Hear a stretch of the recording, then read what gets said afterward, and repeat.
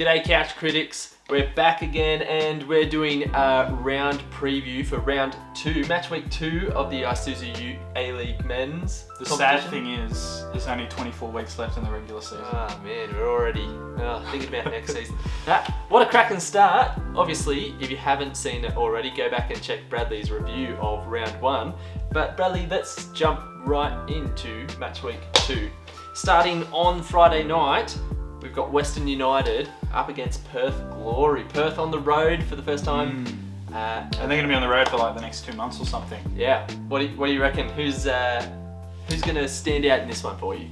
I think in the lead up to Perth's last game, there was always the talk about Daniel Sturridge, but it was Bruno Fornaroli that really stepped up with his absolutely banging effort. But I'm probably for Western United. I think I'm going to pick that new guy they picked up, the Serbian guy. Yeah, PRIJOVIC. Yeah, he probably isn't the. Of course, we haven't got any of the big household names, but going off his stats from where he's been at, I'm really impressed with that kind of signing, and I think he'll get a double on Friday night. There I hate go. tipping, but there you go, double on Friday night from him. Absolutely, it's the battle of the strikers. Fornaroli is just step back in where he left off, and PRIJOVIC is really exciting. I'm really interested to see Western playing with a 4 at the back system, Tomoki Mai playing at centre back. I think it actually made them look better. We'll wait and see, but you've got a double from PRIJOVIC. What's your final score prediction? 2-1.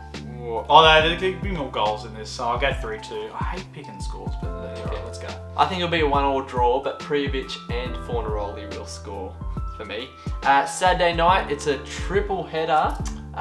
Obviously only one on TV, and that's actually the last one we'll cover. First up is Wellington Phoenix up against Central Coast Mariners down at Wollongong. Get down to it if you're around. Yeah, even if you don't support either team, get around it. One of the best stadiums, at least view-wise, in the country. It's so good to watch football there, and it's really not that far for anyone from Sydney. I think the Coasties will take a big kind of travelling route down.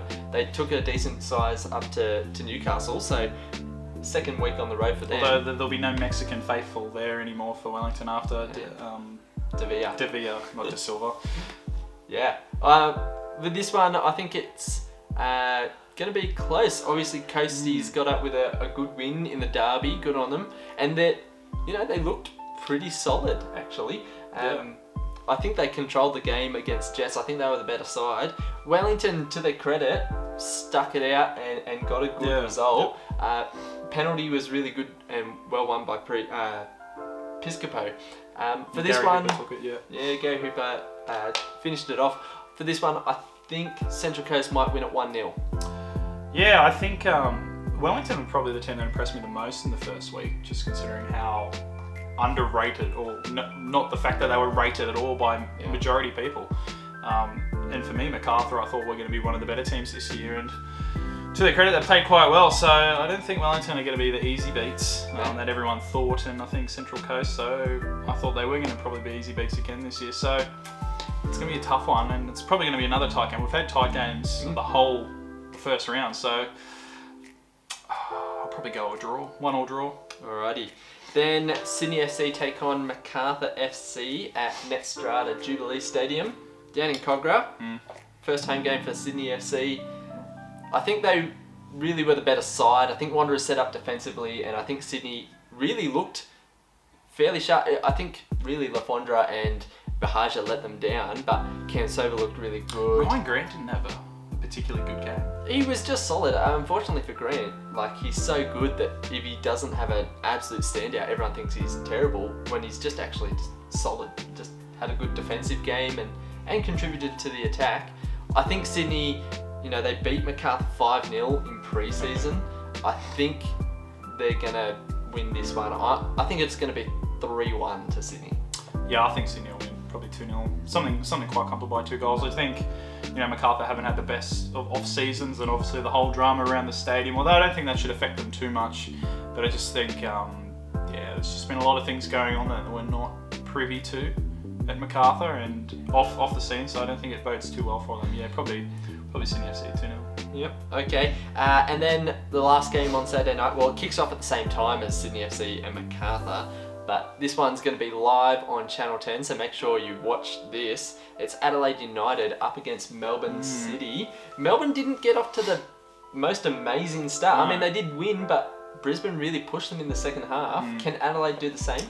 I think Adelaide can win. I think they created chances out of nowhere against Perth last week, and to be honest, they should have been like 3-4-1 up at half time just based on the amount of chances they created. So there's no doubt they can create the opportunities. It's about scoring them, and I think they'll come back better after that draw with Perth. I think they'll be a bit hurt after not getting the win, and I think the guy they interviewed after the game in Adelaide, I can't remember the guy, he wasn't happy at all with the draw. Yeah, right. I think they'll win 2-1.